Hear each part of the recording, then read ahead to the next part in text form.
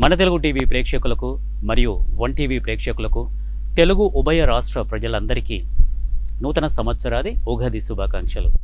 కర్నూలు జిల్లా ఆస్పరి మండలం కైరుపల గ్రామంలో శ్రీ భద్రకాళీదేవి వీరభద్రస్వామి ఆలయానికి కొన్ని వందల సంవత్సరాల చరిత్ర ఉంది. వీరభద్రస్వామి ఉత్సవాల్లో భాగంగా ఉగాది తర్వాత ఈ గ్రామంలో పిడకల సమరం జరుగుతోంది. త్రేతాయుగంలో భద్రకాళీదేవి వీరభద్రస్వామి ప్రేమికులని ఆలయ చరిత్ర చెబుతోంది. వారి మధ్య ప్రేమ వ్యవహారమే కాస్త గొడవకు దారితీస్తోంది. పెళ్లి విషయంలో వీరభద్రస్వామి కొంత ఆలస్యం చేస్తారు. దీంతో ప్రేమించి పెళ్లి చేసుకోకుండా భద్రకాళి దేవిని వీరభద్రస్వామి మోసం చేశారని అమ్మవారి భక్తులు నమ్మి వీరభద్రస్వామిని పేడతో తయారు చేసిన పిడకలతో కొట్టి అవమానించాలని చూస్తారు. ఈ విషయం తెలుసుకున్న వీరభద్రస్వామి భక్తులు అమ్మవారు ఉండే ఆలయం వైపు వీరభద్రస్వామిని వెళ్ళవద్దని వేడుకున్నారని స్థానికులు అంటున్నారు.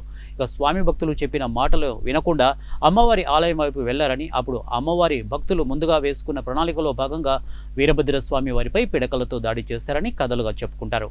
ఈ విషయం తెలుసుకున్న స్వామివారు భక్తులు కూడా పిడకలతో అక్కడికి వెళ్లి అమ్మవారి భక్తులపై ఎదురు దాడికి దిగారని, అలా ఇరు వర్గాలు పిడకల సమరం సాగించారని అంటుంటారు.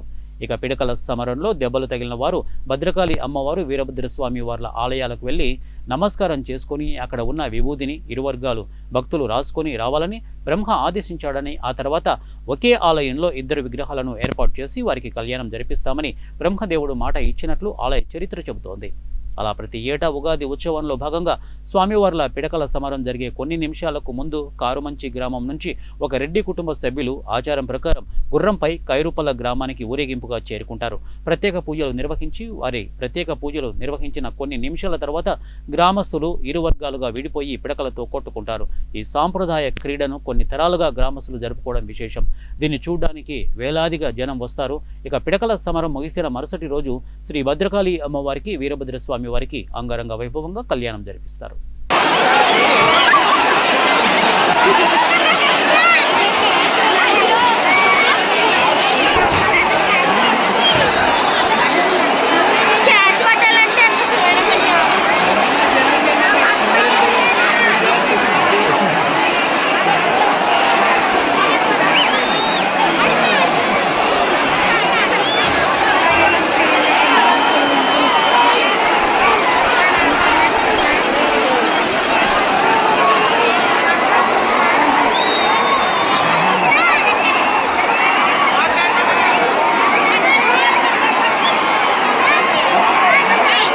అందరికీ నమస్కారం. నా పేరు పూజారి మహేష్. ఈ ఆలయ పూజారిలో నేను ఒకని.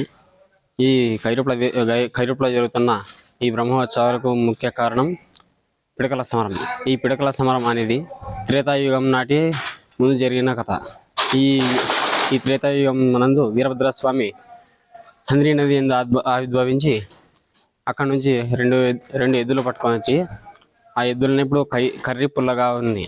ఆ 2 ఎద్దుల పేరు మీదే ఈ గ్రామానికి దేవరాయపురం పోయి కర్రిపుల్ల నుంచి కైరుపులగా మారింది.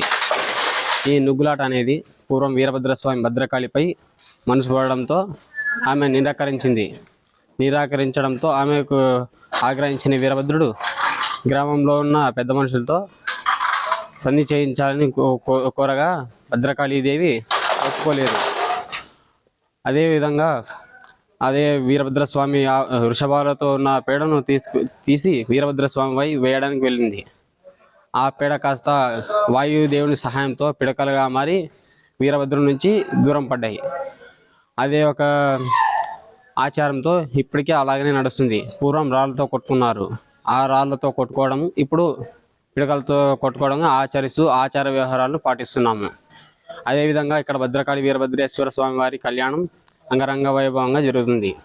తదనంతరం రథోత్సవం, మరుసటి రోజు రాత్రి భద్రకాళి సొమ్ము దోచుట, మరుసటి రోజు వసంతోత్సవంగా జరిగి ఈ ఆలయంలోని బ్రహ్మోత్సవాలు ముగుస్తాయి. ఓం నమ శివాయ. పూజారి మంజునాథ్. ఇది కైరుపుల గ్రామము, ఆస్పరి మండలము, కర్నూలు జిల్లా. బ్రహ్మోత్సవాలు, ఉగాది పండగకి బ్రహ్మోత్సవాలు ఇక్కడ మొదలెడతామండి. ఉగాది పర్వదినము నుగ్గులాట ఉంటుంది. ఉగాది మరుసటి రోజు పంచమి రోజు 3వ తారీఖు రథోత్సవం ఉంటుంది. అమ్మవారిది భద్రకాళి సమేత వీరభద్రస్వామి పార్వతీ పరమేశ్వరులు రథోత్సవం ఉంటుంది.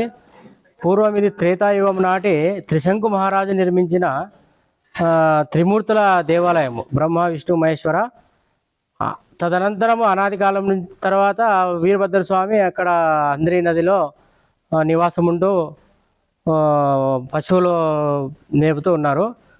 తర్వాత ఆ స్వామివారిని ఇక్కడ తీసుకొచ్చి వెలసించడం జరిగింది.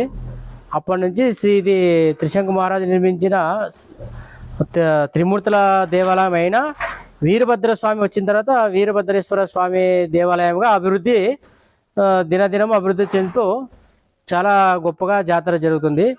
నుగ్గులాట చాలా బాగా ఉంటుంది. నాటి దేవాలయము యుగాలు గడిచినా కూడా అలాగే చెక్కు చెదరకుండా దేవాలయం అలాగే ఉంది. అలాగే అభివృద్ధి చెందుతూ చాలా ఆనందంగా బ్రహ్మోత్సవాలు జరుపుకుంటారు ప్రజలు. ఎందుకు స్వామి నుగ్గులాట ఆడేది? ఎందుకు ఇక్కడ ఎందుకు కొట్టుకుంటారు నుగ్గులతో ఒక్కొక్కరు? భద్రకాళి అమ్మవారు